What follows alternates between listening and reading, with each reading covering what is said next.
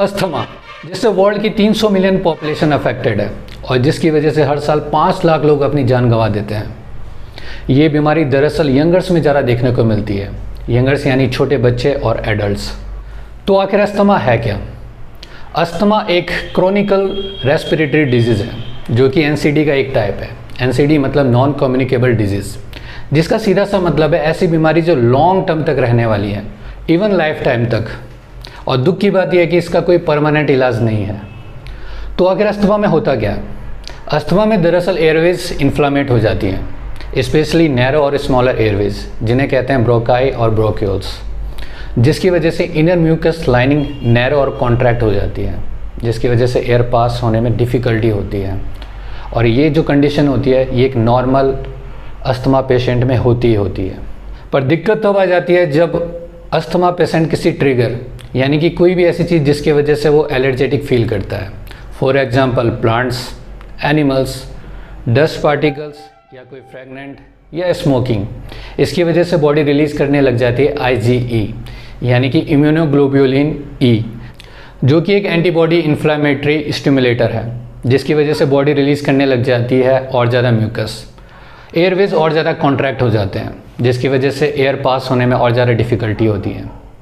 इस कंडीशन को कहते हैं अस्थमा अटैक। तो अस्थमा के लक्षण क्या हैं?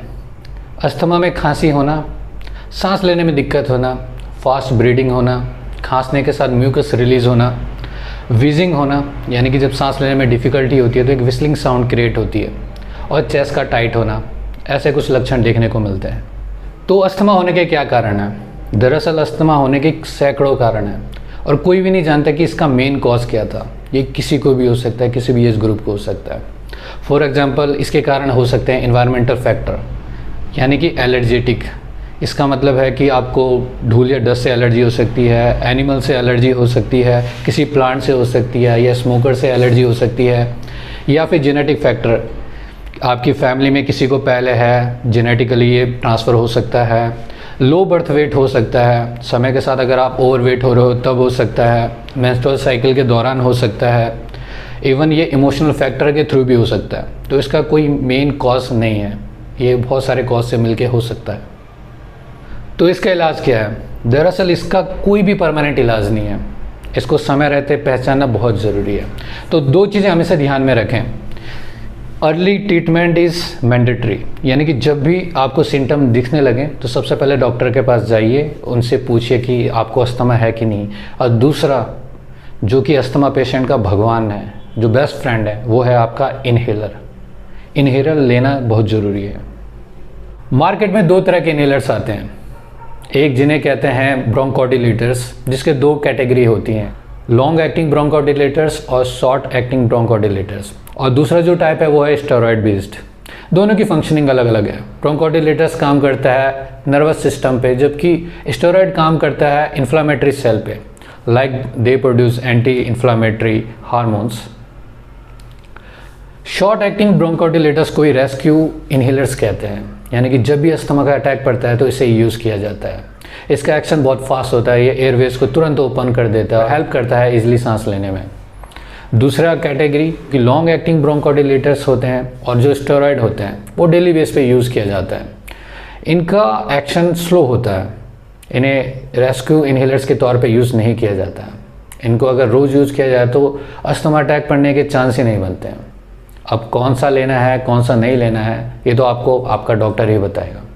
तो क्या हो अगर आपको अस्थमा का अटैक पड़े और आपके पास इन्हेलर ना हो? तो इन चीज़ को फॉलो करिएगा। सबसे पहले सीधे बैठिए, इससे आपके एयरवेज ओपन रहेंगे, आपको सांस लेने में आसानी होगी। शरीर को बैंड या लेटने की कोशिश ना करें, आपके ब्रीदिंग डिफ़िकल्टी हो सकती है। गहरी गहरी लंबी सांसें लीजिए, आप चाहे तो प्राणायाम कर सकते हैं। काम रहने की कोशिश करें। आप जितना ज़्यादा पैनिक होंगे उतना ज़्यादा आपका चेस्ट और बैक मसल्स कॉन्ट्रैक्ट होगी, आपको सांस लेने में डिफ़िकल्टी हो सकती है। काम रहने के लिए आप अपना फेवरेट म्यूजिक सुन सकते हो, टीवी चैनल देख सकते हो, जो भी आपको पसंद है। ट्रिगर से दूर रहिए। ट्रिगर जैसे कि आपको बताया कि जो भी आपको एलर्जी प्रोड्यूस करता है, जिसके होने से आपको एलर्जीज होती है, लाइक आपको किसी को एनिमल से एलर्जी होती है, किसी को फ्लावर से एलर्जी होती है, किसी को स्मोकिंग से एलर्जी होती है, किसी को डस्ट, या अलग अलग फैक्टर होते हैं। आपको पता ही रहता है कि आपको किस चीज़ से एलर्जी है। कॉफ़ी और चाय आप ज़रूर पी सकते हैं क्योंकि इसमें होता है कैफ़ीन, और कैफ़ीन काम करता है आपका अस्थमा मेडिसिन की तरह। इससे आपका एयरवेज फंक्शनिंग इम्प्रूव होता है और आपको रिलीफ मिलेगा अस्थमा अटैक के दौरान। अगर फिर भी बात ना बने, आपकी ब्रीदिंग डिफ़िकल्टी और बढ़ रही है, कोई सोल्यूशन नहीं मिल रहा है, तो कॉल करें प्लीज़ 108 को। तो वर्ल्ड अस्थमा डे आ रहा है और सबको अस्थमा के बारे में जानना बहुत ज़रूरी है। तो आप इस वीडियो को शेयर करने की कोशिश करें ताकि लोगों तक ये बात ज़रूर पहुंच पाए और आप किसी की हेल्प कर सको या अस्थमा पेशेंट अपनी हेल्प खुद कर सकें। धन्यवाद। जय हिंद।